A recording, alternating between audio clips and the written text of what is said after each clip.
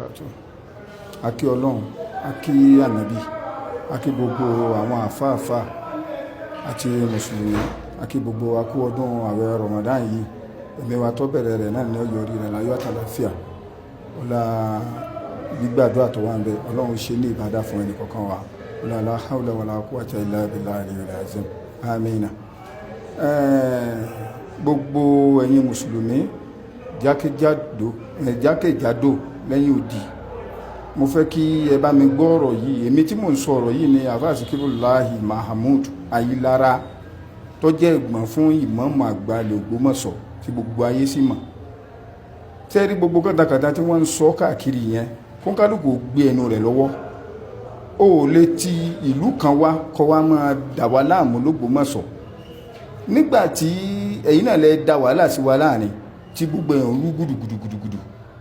Ebo ní tẹ́ ẹ bá wa sọ́ngbà tẹ́ wà nù ilé Ayilara, ẹ wá bá ìmáàmù, ẹ wá bá wa náà nínú láìláì. Ebo ní tẹ́ ẹ bá wa sọ kí wọ́n ló dé tẹ́ mọ̀ sọ kàntàkàntàn ọ̀rọ̀ lẹ́nu.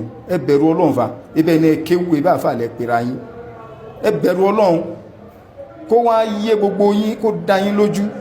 Èmi wọ́n fi ń dá yín lójú pé mo búra fún yín pẹ̀lú orúkọ Ọlọ́run. Mo fi sàárè tẹ́nì kọ̀ọ̀kan wọ́ lọ́jọ́ kan, mo fi búra fún ẹnì kọ̀ọ̀kan wá pé ìmáàmù Yunus Toliat Olúsínà tó jẹ́ ìmáàmù kejì nínú ilé Ayilara yìí, ọmọ inú ilé Ayilara ni confirm original ọmọ ni. Confirm original ọmọ ni. A ní má da bàbá wa kábíyèsí bàbá wa Ṣọ̀ún tó wá lùwá tó lù ẹ̀sẹ̀. Ẹ má dà láàmú mọ́, ẹ̀yin lẹ́ ń da bàbá yìí láàmú, ẹ̀yin mùsùlùmí yìí. Ẹ ń dà. Mo sọ jáde nínú prógámù kan tó kọjá, ẹ dìlítì ẹ̀ dànù. Mo ní kí ẹ sọ fún bàbá Ṣọ̀ún kí bàbá Ṣọ̀ún ó pè wá. Ìkángun tó bá tẹ̀lé ìmáàmù Yunus Toliat ẹ pè wá.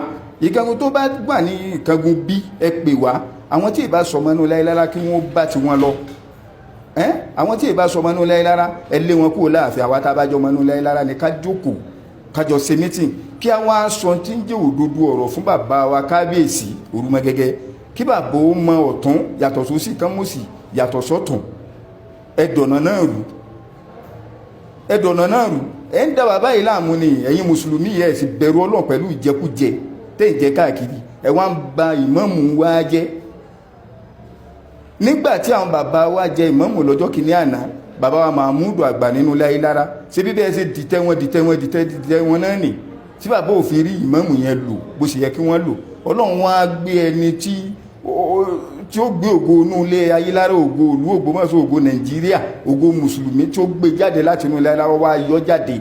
Ẹ wá tún dìtẹ̀ rẹ̀. Gbogbo ẹni ó bá ní kí ìmáàmù Toliat Yunus Olúsínà Ayilara, gbogbo ẹni tó bá ní ó kú ní ó kú.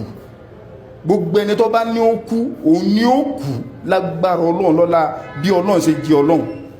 Ẹni ó bá rokúro ìmáàmù Yunus Toliat àti gbogbo àwa ẹ̀gbọ́n àbúrò bàbá ìyá nínú ilé Ayilara, gbogbo ẹni ó bá rokúro gbogbo wọn ni wọ́n gbọ́jọ́ ọlọ́jọ́ lọ. Ọlá àlùbáríkà ànábì. Ìmáàmù Yunus Toliat máa ṣe fàájì rẹ lọ, kò sí kankan tí ó ti ọ. Mímí kan ò ní mí ọ pẹ̀ lórí àpèrè àwọn bàbá wa yìí. Àpèrè táwọn bàbá yẹn ò lè lò nígbà tán ti bẹ̀rẹ̀. Wọ́n rí lo ìrun méjì ní bàbá wa Mahmudu kí. Ẹni ẹlẹ́ni ló bá wọn kí tó fi pọ́dún kan. Ọlọ́run wá yan ẹni tí ó ṣàánú wa, tí ó gbé ògo ìdílé wo, ògo ìlú, ògo Islam tí ó gbé jáde. Ẹ wá tún dìtẹ̀ rẹ̀, ẹ tún wá ń pa burú pé àfi tó bá kú lórí ipò kò ní kú o, kò sí kankan tí ó mú.